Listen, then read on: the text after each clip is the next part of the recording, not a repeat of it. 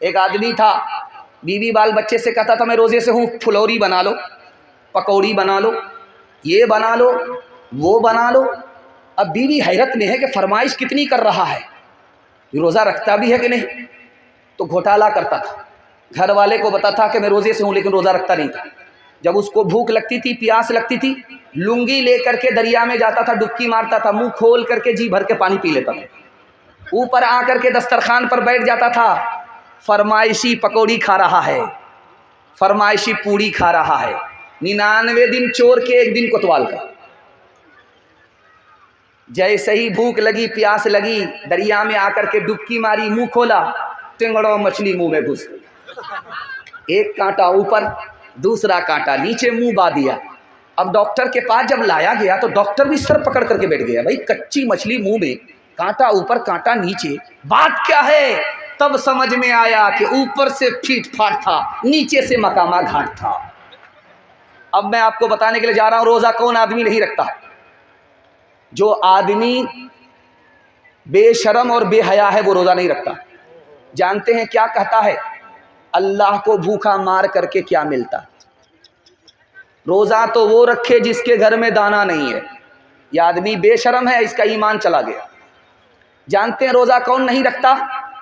جو ہمت ہار کر کے بیٹھ گیا، 15 گھنٹے کا روزہ ہوگا، میرے باپ سے نہیں ہوگا۔ اگر روزہ رکھنا مشکل کام ہے تو بتائیے انصاف سے 7 سال کا بچہ کیسے روزہ رکھ لیتا؟ 7 سال کی بچی روزہ کیسے رکھ لیتی ہے؟ مطلب صاف ہے، ہمت کرے تو روزہ رکھنا بچے کے لیے بھی آسان۔ بچے کا باپ ہمت ہار گیا، اس لیے روزہ رکھنا مشکل ہے۔ اور ایک آدمی بڑا ہوشیار ہوتا ہے، جب شعبان کا مہینہ ختم ہونے والا ہوتا، ایک پوٹری دوائی لے کر کے بیٹھ جاتا ہے۔ ادھر سے سمجھی آئے کیا کیجئے گا، میں تو بیمار ہوں، روزہ رکھنا چاہتا تھا لیکن شوگر ہے، پریشر ہے، یہ ہے وہ ہے، سارا دھوکہ دنیا سے چلے گا، اللہ کو کوئی دھوکہ دے نہیں سکتا۔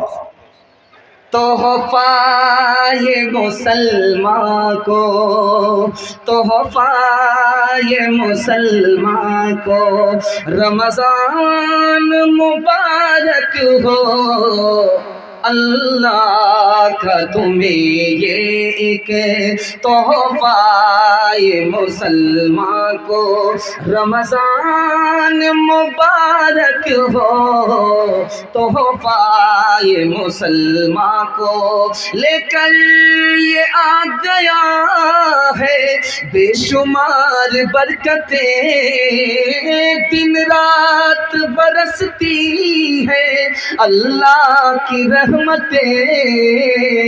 اللہ کا تمہیں یہ ایک مہمان مبارک ہو، تحفہ یہ مسلمان کو، رمضان مبارک ہو، تحفہ یہ مسلمان کو، کر لوں میں زبان نظروں کی حفاظت، کر لوں میں عبادت اور قرآن کی تلاوت، پڑھتے ہیں تراویح ہم، پڑھتے ہیں تراویح ہم، قرآن مبارک ہو، تحفہ یہ مسلمان کو، رمضان مبارک ہو، اللہ کا تمہیں یہ ایک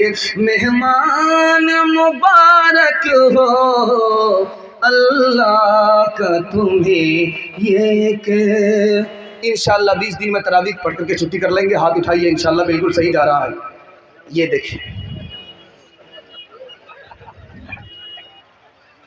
اور ایک تماشا دکھانے کے لیے جا رہا ہوں، آپ کو سن کر کے بڑی حیرت ہوگی۔ ایک آدمی 24 گھنٹہ عبادت میں رہتا ہے رمضان کے مہینے میں۔ وہ کون آدمی ہے جانتے ہیں آپ؟ روزہ رکھنے والا؟ ایسا نہیں، جو اعتکاف میں بیٹھا ہوا ہے وہ 24 گھنٹہ عبادت میں رہتا ہے، سوئے گا پھر بھی عبادت میں، کھانا کھائے گا پھر بھی عبادت میں، یہاں تک کہ پیشاب کے لیے جائے، پاخانے کے لیے جائے، تب بھی عبادت میں لکھا جاتا ہے۔ لیکن جانتے ہیں اس اعتکاف کے لیے जवान को फुर्सत नहीं है।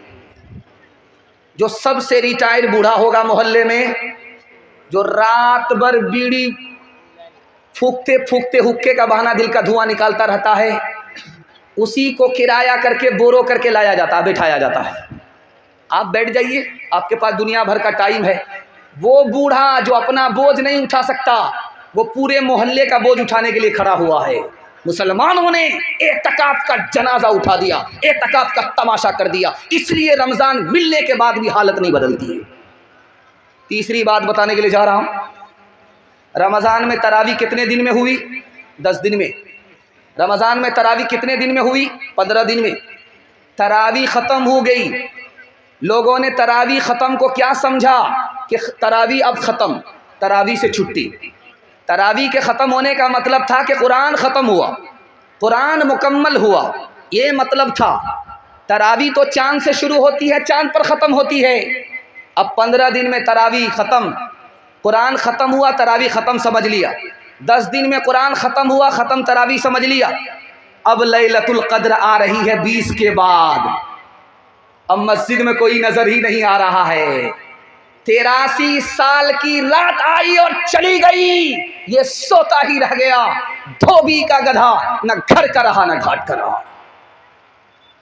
आखिरी बात बताने के लिए जा रहा हूँ, जब तरावी के लिए हाफिज का इंतखाब होता है तो कमेटी के लोग बैठते हैं, बैठ करके कहते यार ऐसा हाफिज लाओ जो सुपर फास्ट हो, राजधानी हो, शताब्दी हो, सीधे एक दिन में बिहार से दिल्ली पहुंचा दे, कटिहार से दिल्ली पहुंचा दे। तो जैसी रूह वैसा फरिश्ता। एक हाफिज आ गया, हाफिज था नहीं अंदर से, वो बोला कि आंख बंद करके आपको दिल्ली पहुंचा देंगे एक दिन में, इस बार हमको मौका दे दीजिए। तो लोगों ने कहा यार नहीं, बहुत भारी तरावी हो जाएगी, 3 दिन में ख़त्म कर दो। पहला दिन आया 10 पारे हो गए, दूसरा दिन आया 20 पारे हो गए, तीसरा दिन जब आया तो क्या कहता है, मुबारक हो मुबारक हो मुबारक हो, मिठाई बांटो, ख़त्म हो गई। अब उसमें एक आदमी था, उसको शक हुआ, सूरह यासीन तो पढ़ी नहीं है, सिर्फ यालमुन तालमुन करके सीधा दिल्ली पहुंचाया है। तो वो आदमी खड़ा हुआ कि हाफिज साहब ज़रूर दाल में काला है, ज़रूर घोटाला है, मैं पीछे रहा, सूरह यासीन तो आई नहीं। अब ये चोर समझ गया कि मेरी चोरी पकड़ी जा रही है। इसने सोचा कि निकलने का रास्ता क्या होगा, ये मंतिक से कैसे निकलता है दिखाने के लिए जा रहा हूँ। कहता आप बिल्कुल सही कह रहे हैं, मैंने जानबूझ करके सूरह यासीन छोड़ दिया था, ये मुर्दा पर पढ़ी जाती है, जिंदा पर नहीं पढ़ी जाती है। अगर मैं पढ़ देता तो पीछे आप लोग जिंदा नहीं रहते, सब मर जाते। दूसरा पैगाम आपकी खिदमत में दुनिया और आखिरत के हवाले से लेकर के आ रहा हूँ, और 2-3 मिनट में गुजर जाएगा, और बहुत ध्यान से आप सुन लेंगे, मैं कामयाब हो जाऊंगा।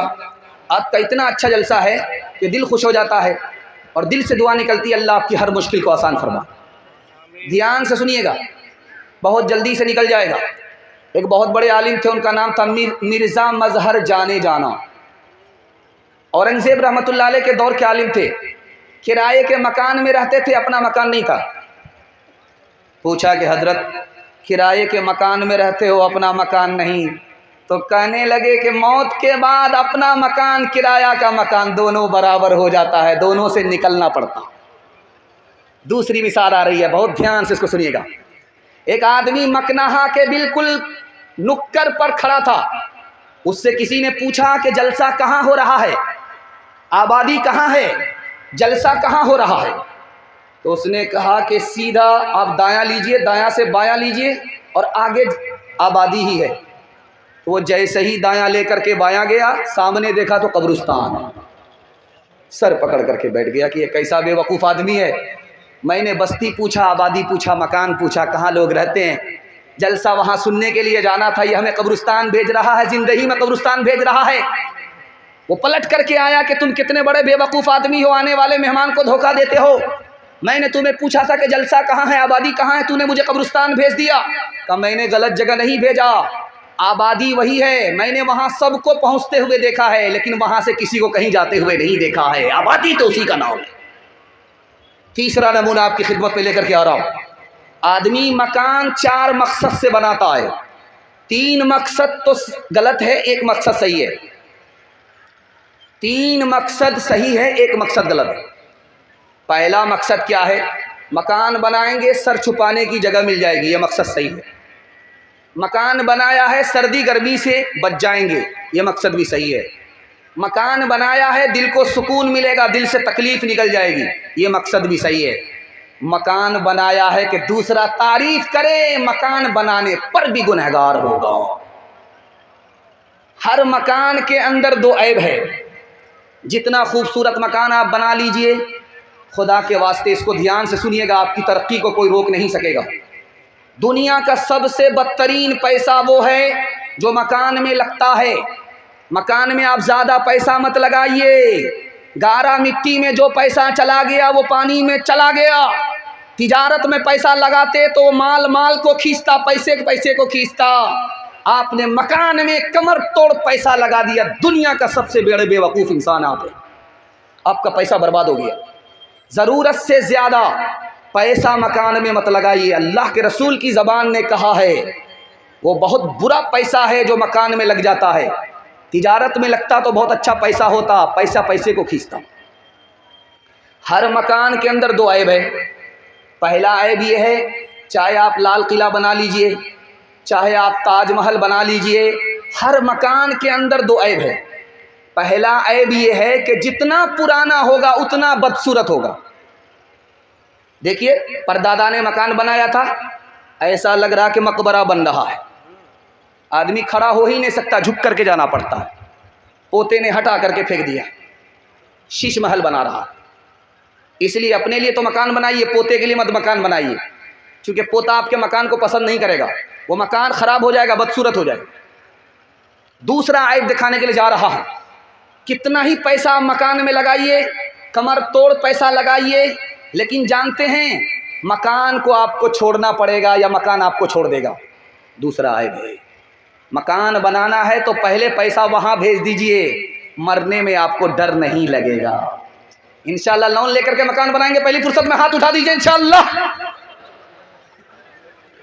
فنا کے بعد بھی مجھ کو ستا رہا ہے کوئی، نشان قبر کا میرا مٹا رہا ہے کوئی، نشان قبر کا۔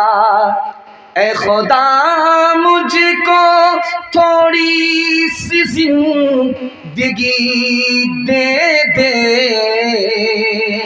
اداس میرے جنازے سے جا رہا ہے کوئی، اداس میرے اندھیری رات کو تاریک اور سناٹے، قمر کی قبر پہ آنسو بہا رہا ہے کوئی، فنا کے بعد بھی